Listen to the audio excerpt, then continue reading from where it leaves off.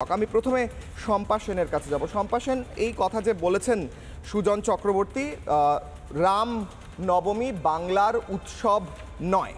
আমি একটু আগেই দেখাচ্ছিলাম, আমি আপনাকে আবার দেখাচ্ছি পুরোহিত দর্পণ, বুদ্ধদেব ভট্টাচার্যের ঠাকুরদার লেখা বই। সেই বই বুদ্ধদেব ভট্টাচার্য নিজে অনেকবার উল্লেখ করেছেন, কৃষ্ণচন্দ্র স্মৃতিতীর্থ তার নাম। সেখানে রাম নবমী ব্রত, এটা 100 বছর আগের। এই 100 বছর আগের বইয়ের উল্লেখ তো রয়েছে, তার সঙ্গে আমি আরও অনেক উদাহরণ দেখিয়েছি, আরও দেখাবো যে অন্ততপক্ষে 1000 বছর ধরে রামনবমী তথা রামচন্দ্রের পুজোই বাংলায় হয়ে থাকে। বুদ্ধদেব ভট্টাচার্যের এই বই হোক কিংবা এই সমস্ত উদাহরণ, সুজন চক্রবর্তী কি জানেন না এটা কি অশিক্ষা না দ্বিচারিতা, দুটোর মধ্যে কোনটা বলুন? দেখুন, অশিক্ষা, উনি যে অশিক্ষিত নন সেটা আমরা জানি, মানে যদি আমরা ডিগ্রিটাকেও দেখি এবং আমরা জানি সেটা।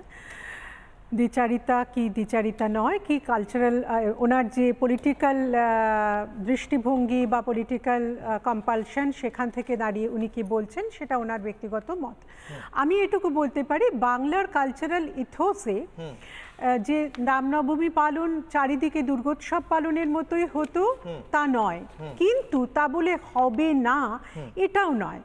তার কারণ আমরা বিভিন্ন সময়ই বিভিন্ন উৎসবকে বরণ করে নিয়েছি, সেটা আমাদের যে সাংস্কৃতিক ঐতিহ্য, সাংস্কৃতিক ইতিহাস তার মধ্যে রয়েছে। কিন্তু প্রশ্ন হচ্ছে সেই পালনটা কেমনভাবে হবে। সেই পালন করতে গিয়ে যারা পালন করছেন তারা কোনো ধর্মীয় ঔদ্ধত্য প্রকাশ করবেন কিনা, এবং যারা আইন শৃঙ্খলার ব্যবস্থা করছেন, যে সরকার এই রাজ্যে যার উপর আইন শৃঙ্খলা রক্ষার দায়িত্ব, তারা কিভাবে একটা উৎসব পালনের দিন কিভাবে সেটা সংগঠিত হবে সেটাকে নিয়ন্ত্রণ করবেন বা কিভাবে ল অ্যান্ড অর্ডারটা মেনটেন করবেন।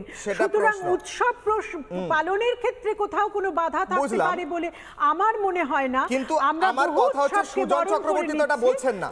আমি বাইটটা আরেকবার শোনাবো। সুজন চক্রবর্তী বলছেন রাম নবমী উৎসব বাঙালির উৎসব নয়, না বাংলায় কোনোদিনই ছিল না রাম নবমীর উৎসব। তিনি উৎসবের কথা বলছেন, তিনি আইন শৃঙ্খলাও বলছেন। আরো একবার শোনাই সুজন চক্রবর্তী কি বলছেন, স্পষ্ট হোক সবার কাছে সুজন চক্রবর্তীর বক্তব্য। 1 কোটি লোক নাকি রামনবমীতে নামবে, তো তাতে কি আসলো কেন? রামনবমী বাংলার কোনো উৎসব বলে কেউ মনে করে না, কোনোদিন ছিল। বিজেপি যতটা এগোবে তৃণমূল ততটা এগোবে। বিজেপির রামনবমী তৃণমূলের রামনবমী, এবং তাকে কেন্দ্র করে বাংলায় অবাংলার দাম ধর্মের স্থান থেকে সরিয়ে নিয়ে রাজনীতির ধান্দায় যারা কাজে লাগাতে চান, তারা প্রকৃতপক্ষে ধর্মের কলুষতা করেন, অধর্মের কাজ করেন। রামনবমী বাংলার উৎসব বলে কেউ মনে করেন না। আমি কোট আনকোট বলছি, রামনবমী নিয়ে আইন শৃঙ্খলা খারাপ হতে পারে, রামনবমী নিয়ে কেউ ঝামেলা করতে পারে, এই কথা তো উনি বলছেন না। আমার পয়েন্ট ওনার কথা, উনি বলছেন রামনবমীকে বাংলার উৎসব বলে কেউ মনে করে না, এটা উনি ভুল বলছেন। আপনি এটা মানেন? আমি যে তথ্য দিলাম সেই তথ্যের উপর ভিত্তি করে এটা অশিক্ষা বা দ্বিচারিতা মানেন? আমি আপনাকে আরেকটা কথা জাস্ট বললাম, আপনি যেভাবে শুরু করলেন তখনই আমি বললাম যে এটা বাংলার কালচারাল এথোসের মধ্যে যে চিরকাল বিরাটভাবে পালিত হতো তা নয়। কালচারাল এথোসের মধ্যে আমাদের তেমনভাবে ছিল না। কিছু সংখ্যক মানুষ পালন করে থাকতেই পারেন বিভিন্ন উৎসব, কিন্তু তা বলে কোনো উৎসব পালিত হবে না, সেটা যে ধর্মেরই হোক না কেন, সেটা আমি মনে করি না। সুতরাং সারা ভারতবর্ষব্যাপী যেটা পালিত হচ্ছে সেটা হতেই পারে। সেই উৎসবটা কেমন করে পালন করা হবে, তার জেস্চারটা কি হবে, সেখানে অস্ত্র ব্যবহৃত হবে কি হবে না, সেখানে কিভাবে আইন শৃঙ্খলা রক্ষিত হবে, সেইটা কিন্তু মূল প্রশ্ন আমার কাছে। আপনার কাছে আপনি অস্ত্র ব্যবহারের কথা বলছেন ম্যাডাম, আপনি অস্ত্র ব্যবহারের কথা বলছেন ম্যাডাম। অস্ত্র ব্যবহার মহরমে হয়, অস্ত্র ব্যবহার শিখদের উৎসবে হয়, অস্ত্র পুজো হিন্দু শাস্ত্রেও রয়েছে। অস্ত্র ব্যবহার এবং অস্ত্র পুজো বা অস্ত্র নিয়ে কোনো একটি রিচুয়াল করা, এই দুটোর মধ্যে তফাৎ আছে। কেউ অস্ত্র দিয়ে কাটাকাটি করছে, কাউকে অ্যাটাক করছে, সেটা তো অবশ্যই অ্যাকসেপ্টেবল নয়। এটাতে তো কোনো ডিবেটের জায়গা নেই। আমার ডিবেট সেটা নিয়ে নয়, আমার ডিবেট হচ্ছে সেই রামনবমী বাংলার উৎসব নয়। আপনি তার উত্তরে বলছেন এটা কালচারাল ইথোসের মধ্যে পড়ে না। কিন্তু আমি যদি আপনাকে বলি, আপনি বলবেন দুর্গা পুজোর মতো নয়, সব পুজো যে একই স্কেলে হতে হবে সেটাও তো নয়। কিন্তু রামনবমীর উৎসব দুর্গা পুজোর চেয়েও প্রাচীন অ্যাকচুয়ালি। যদি বলা হয় রাম মন্দির এবং রামের বিভিন্ন ইতিহাস যদি দেখা হয়, প্রায় 1000 বছর ধরে রাম মন্দির রয়েছে বিভিন্ন জায়গায়। কিছু মন্দির 800 বছর, কিছু 700 বছরের মন্দির আছে, সেখানে রামনবমী 700 বছর ধরে পালন হয়। তাহলে সুজন চক্রবর্তী জানেন না সেটা বিচ্ছিন্নভাবে সেটা বিভিন্ন জায়গায় পালিত হয়। আজকে যেটা একটা রাজনৈতিক দলের এজেন্ডা হয়ে দাঁড়িয়েছে সেটা ছিল না। এটা আমরা সকলেই সত্যতার সঙ্গে স্বীকার করব যে এটা কোনো রাজনৈতিক এজেন্ডা ছিল না। রামায়ণ আমরা মনে করি এপিকের চরিত্র, কেউ মনে করেন তিনি একটা ধর্মীয় চরিত্র, একদম দেবতার, আমরা মনে করি তাতে অবতার কল্প একটা রূপ যুক্ত করা হয়েছে ভারতবর্ষের সংস্কৃতির ক্ষেত্রে। রামায়ণ থেকে যার আগমন সেটা অনেকে তা মনে করেন না, এটা নিয়ে দীর্ঘদিনের বিতর্ক আছে। কিন্তু প্রশ্ন হচ্ছে রামনবমী পালিত হতো না এই কথা আমি বলছি না, আমি বলছি বিচ্ছিন্নভাবে। সুজন চক্রবর্তী ভুল বলেছেন, ডেফিনেটলি হতো, কিন্তু সুজন চক্রবর্তী ভুল বলেছেন। রাজনৈতিক আমি খুশি হলাম না, কোনো রাজনৈতিক দল আপনি রাজনৈতিক, হ্যাঁ এই যে এইটাই টিএমসি বিজেপির রাজনৈতিক মিছিলের কথা বলছিলেন। শম্পা সেন বলবেন আমি 5:45 লিখে রেখেছিলাম, আপনি এটা বলবেন আমি 5:45 লিখে রেখেছিলাম। রাজনৈতিক এজেন্ডা ক্রিসমাসে যখন গির্জায় গিয়ে সেখানে গান গাওয়া হয় সেটাও রাজনৈতিক এজেন্ডা আমি বলতে পারি। কিংবা গতকাল আমি যেটা দেখে এলাম মায়াপুরে ঠিক চৈতন্য মহাপ্রভুর জন্মস্থানের সামনে সিপিআইএম এর প্যান্ডেল লাগিয়ে সেখানে হরে কৃষ্ণ মহামন্ত্র চালিয়ে সিপিআইএম সেখানে বই বিলি করছে, সেটাকেও আমি রাজনৈতিক এজেন্ডা বলতে পারি। এবং হরে কৃষ্ণ মহামন্ত্রের মধ্যে হরে রাম শব্দটাও রয়েছে।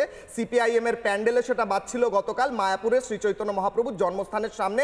সেই সিপিআইএম এর সুজন চক্রবর্তী বলছেন রামনবমী নাকি বাংলার উৎসব নয়, এটাকে বলে দ্বিচারিতা।